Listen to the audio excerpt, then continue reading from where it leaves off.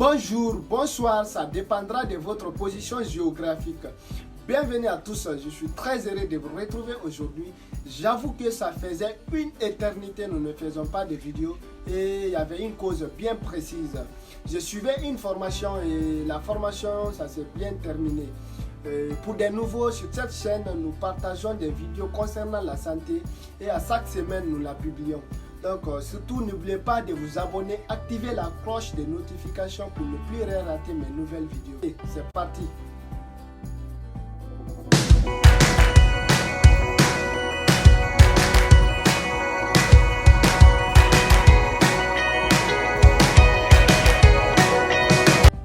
L'hypertension artérielle, également appelée l'hypertension artérielle essentielle de l'adulte ou HTA, n'entraîne souvent pas de symptômes, mais constitue l'un des facteurs principaux des maladies cardiovasculaires. Nous savons tous que les artères acheminent le sang du cœur vers les organes. Cette pression artérielle, qui est appelée la tension artérielle, mesure la pression exercée par le sang sur la paroi des artères. Un niveau minimal de pression est nécessaire pour que le sang circule dans tout l'organisme. La pression artérielle est évaluée par deux valeurs. Une première correspond à la pression au moment de la contraction du cœur, c'est la pression systolique. La deuxième correspond au relâchement du cœur, c'est la pression diastolique ou la pression minimale.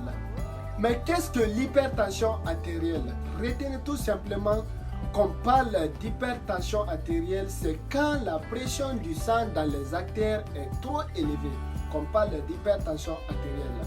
Ces valeurs sont comprises entre 10 et 14 pour la pression maximale, c'est-à-dire la pression systolique, et 6 et 8 pour la pression minimale, c'est-à-dire la pression diastolique. C'est ainsi une tension de 12,8 est considérée comme normale. Retenez bien que l'hypertension artérielle est l'un des principaux facteurs des maladies cardiaques, non seulement des maladies cardiaques, de l'insuffisance rénale, des accidents vasculaires cérébraux, c'est-à-dire des AVC. Elle apparaît également avec l'âge et surtout les personnes qui sont accompagnées par l'excès de poids. Les symptômes de l'hypertension artérielle peuvent être des maux de tête, des bourdonnements d'oreilles, des troubles de vision, des vertiges et parfois même le saignement du nez. Mais le plus souvent, elle ne donne aucun signe clinique et on la découvre lors d'une consultation pour un autre motif. Dans plus de 95% des cas, l'origine de l'hypertension n'est pas identifiée. Le traitement consiste à faire baisser la tension artérielle sans s'attaquer aux causes. Dans d'autres cas, elle est secondaire à une maladie, soit à un mauvais fonctionnement des reins, ou à un mauvais fonctionnement des glandes surrénales ou de la thyroïde par exemple. En revanche, les facteurs qui aggravent l'hypertension artérielle sont connus. Ça peut être soit à une très grande consommation abusive du sel de cuisine, ou soit à un niveau élevé de stress, soit à une consommation abusive du tabac, ou soit à l'obésité, ou soit à l'inactivité physique, les personnes qui font pas surtout le sport. L'hypertension artérielle apparaît précocement chez les hommes que chez les femmes. Pourquoi? Parce que les femmes à l'âge de procréer sont relativement préservées grâce aux effets protecteurs de certaines hormones. L'hormone sexuelle qu'on appelle l'œstrogène sont protégées par cette hormone, par l'effet protecteur de cette hormone.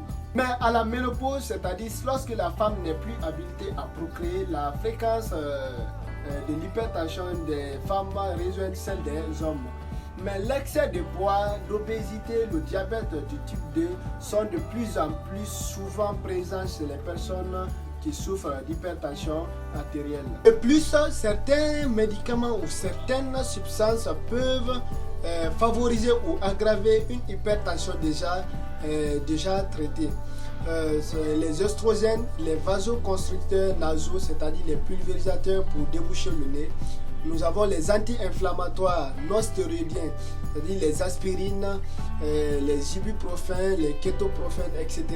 Et nous avons aussi les glycocorticoïdes, c'est-à-dire les cortisones, le dexaméthasone. Lorsque l'hypertension n'est pas traitée, on est confronté à plusieurs problèmes artériels graves. Une hypertension qui n'est pas traitée peut nous conduire à un accident vasculaire cérébraux, c'est-à-dire les AVC, à les infarctus du myocarde, à de l'insuffisance cardiaque, les hémorragies intracrâniennes, des lésions des reins pouvant provoquer des insuffisances rénales, les lésions de la rétine entraînant parfois la perte même de la vue. Pour ne pas vraiment contracter l'hypertension artérielle, la famille diminuer la consommation abusive du sel de cuisine et du tabac, surtout le stress, laissez le stress n'est toujours pas bon. Ne restez pas aussi dans l'inactivité physique, pratiquez toujours le sport réveille vraiment l'organisme, même si c'est une fois par jour. Contrôlez-vous aussi votre alimentation parce que c'est ça qui est à la base de l'obésité. Donc la famille, la vidéo d'aujourd'hui, c'est ici prend fin la vidéo d'aujourd'hui. Je vous remercie et n'oubliez surtout pas de vous abonner et partager la vidéo. Ça nous motive davantage à faire des vidéos. Merci. On se retrouve la semaine prochaine pour une nouvelle vidéo. Je vous remercie.